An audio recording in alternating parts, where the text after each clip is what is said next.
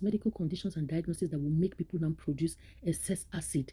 We're already saying we have acid there, and something is now making somebody to produce more than enough acid. All these things are what can cause ulcer. But in this context, let's remember that H. pylori, which is the chief, and statistics has it that 50% of the world has got that infection.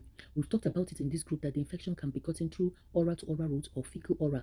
You know, your bum when you use the toilet and you don't wash your hand if you're a carrier, because you must have eaten all these mama put and buka foods that are contaminated. Do you understand? So this is how you can now put it in your mouth and you cook again. You that is infected will cook and another person will eat, and the spoon or the cup you are using, so the spread continue like this amongst family member, but do not mean that they are what? Hereditary. You can't say it is hereditary because it is not found in the gene, but it can be among, you can see it among family members because we use the same spoon, we use the same cup, we use the same eating utensils. Do you understand? That is how you can see it among family member. Good. Now let's talk about this H. pylori. This H. pylori now, if you now do a test called the H. pylori test, where they will ask you to bring your stool sample or blood. In most cases, is the stool. If they do a test, they will see whether H. pylori is there or not. If they say it's positive, your doctor who has sent you for the test will now give you what they call triple treatment. That triple regimen consists of what? 2 antibiotics. Now, the type of antibiotics they use is dependent on what the prescriber is comfortable with or the protocol of the region where you are.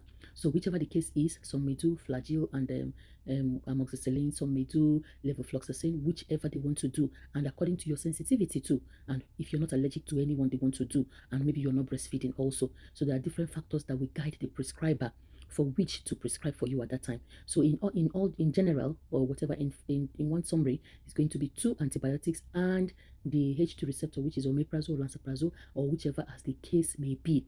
So, but that 2 antibiotics over some period of time, maybe 5 to 7 days, because you need that antibiotics to what? Eradicate the infection, that H. pylori. So you understand now. That's why I said identifying what causes your own ulcer is the first way to treat the ulcer.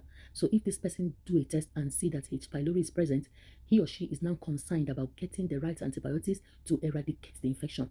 If you, the other person, finds out that high stress is your own causative factor, you are working on what? Reducing what? Stress.